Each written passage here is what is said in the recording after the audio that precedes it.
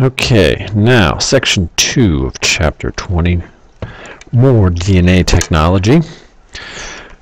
Alright, so first, gel electrophoresis. So this is a common technique that's used to separate molecules based on size and charge by running a current through a gel and moving these molecules through the gel.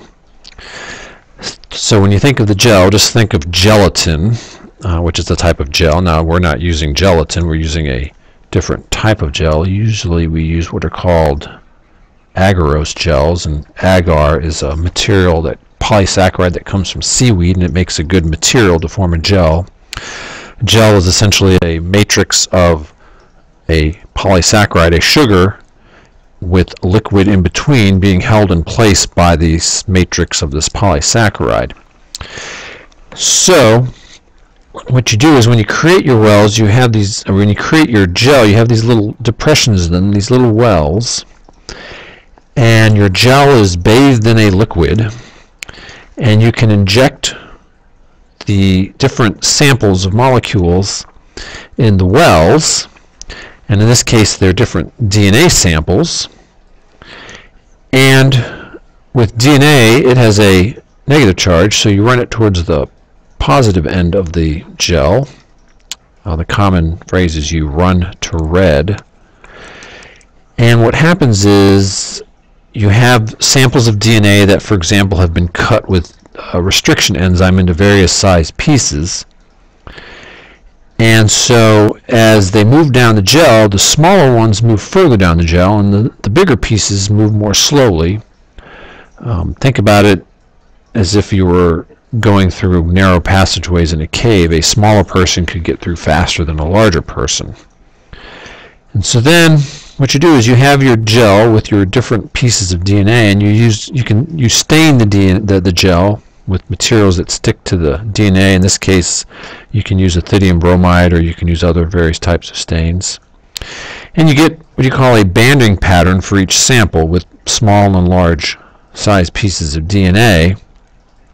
And again, it's a common technique to separate out pieces of DNA. You can also use it to separate out various sizes proteins. You can do protein electrophoresis. And so here's a simple example. So beta globin is one of the globin genes that's used in production to make hemoglobin. There's also a alpha globin gene. And so here's the normal one. Here's one from somebody with sickle cell anemia, or the sickle cell version. And you can see here's a restriction enzyme called DDE1. I'm not sure, I don't remember what that stands for, but it's again one of various examples. And so again, it will cut DNA at specific sequences. And so the normal beta globin gene, you can see, has these two restriction sites within the gene, whereas the mutant form only has one restriction site. Okay? So essentially the normal gene is cut into a small, medium, and larger piece, whereas the mutant one has that medium-sized piece, but the small and larger one are combined into a even larger piece because it's lacking a restriction site because of the mutation. So what happens when we load these pieces and we electrophoresis them? Alright, well, what happens is now in the normal individual, we've got this one large fragment here that they both share. That's this one here. But then they also have this, the normal one has this sort of two smallish size pieces, which this one is this one right here, and then you've got the really small ones right here. But in the mutant individual, because they're lacking this restriction enzyme, what was two smallish pieces is combined into a larger one, and that's this piece right here. So essentially we were able to use DNA electrophoresis to differentiate between the normal and the mutant form of this gene by separating out the pieces. Alright, now that's gel electrophoresis, again very useful. Now we're going to talk about DNA sequencing, which is a technique to figure out the sequence of A's, T's, C's, and G's in a piece of DNA. Alright, and this was invented by a guy named Sanger, and so it's known as the Sanger method. There are other methods, but we'll just talk about this for now. And so here's the piece of DNA that you're attempting to sequence. It's just a really short one for demonstration purposes. Alright, so what you do is you have a primer, okay, and this piece of primer is complementary to this stretch of DNA that you want to sequence. You've got some polymerase, you've got some nucleotides, some regular nucleotides, and then you've got these sort of special nucleotides, dideoxyribonucleotides. Okay? And the way this works is you'll have many copies of this template strand, and each of them is being or a complementary strand is being added to each of them by a separate polymerase. And so the polymerase moves along and is adding nucleotides, and it's got both of these pools of nucleotides to choose from. Alright, so when it's going to add on a new nucleotide, it can grab from either of these two pools. Okay, if it happens to add from this dideoxy pool, those nucleotides are engineered such that if one of them is added, another one cannot be added. So you see with this shortest piece, it happened to grab one of these dideoxy nucleotides, and no more could be added. Well, in this piece, it grabbed a normal one, then a dideoxy. This piece, it grabbed two normals, and then a dideoxy. And again, these are each on separate template strands. And then on one of the strands, it will have grabbed normal until the very end, and you'll have all possible combinations. So you'll have lots of copies of each of these pieces of DNA of various sizes. Okay. Now, under one technique of doing this, you will then take all those pieces and electrophorese them, and they're all of various sizes, and you can tell which base was added last by the length, and you can figure out the sequence that way. Now, with these fluorescently tagged dideoxynucleotides, use a machine to detect the fluorescent tag on the different size pieces, and it can tell you whether it's a C, G, A, or T. And the machine will essentially read out the sequence of the DNA based on the fluorescent tag. Again, this purpose of this is to figure out the sequence of a stretch of DNA. Now, back when they were first doing this in the 80s, a lot of this was done by hand and using electrophoresis, and it was a rather, again, laborious technique, and it took a long time. But now and that's when they were first starting to do the Human Genome Project, and so at the beginning it was taking a while to figure out the sequence of the human genome.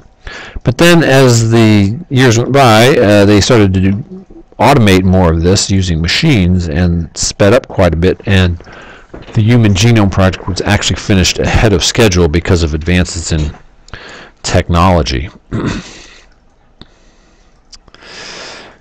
Alright, again, various techniques used in this, or discussed in this chapter. So now we're trying to figure out gene expression. and which genes are being expressed in which cells. And this is a technique called in situ hybridization. In situ, basically inside the organism. And what you're doing there is you're using different mRNAs. You're trying to identify which mRNAs are being expressed in which cells of the organism. And in this picture we have a Drosophila embryo. And we're going to use some radioactive probes that will attach to specific mRNAs. And they'll essentially fluoresce or light up. And so we can see where in the organism different mRNAs, or essentially different genes, are being expressed. Alright, another way is what's called DNA microarray analysis. And in here what we're doing is we're going to sample the mRNAs from a particular type of cell or a particular tissue. We're going to create some complementary DNAs from them, okay, that are labeled, that is with a radioactive probe, that is they use radioactive forms of nitrogen in labeling these cDNAs. Alright. On a what's called the DNA microarray, which is a chip with little wells in it, we put different types of DNA from that organism, and it can be any number of pieces of genes that you want, hundreds to thousands of them. And what you do is you see of those genes that you're interested in, they could be all the genes from the organism or just a subset. You want to see which ones are expressed in this tissue. Because you've sampled the mRNAs, you know that those are genes that are being expressed in that tissue, and you've made these radioactive complementary DNAs. They will stick essentially to the genes that are being expressed. And let me show you something else over here. So these microarrays can be rather large, well, not really particularly large, but they can show you quite a few genes. And so essentially each little circle on your microarray represents a different gene. And again, you're testing a particular cell type.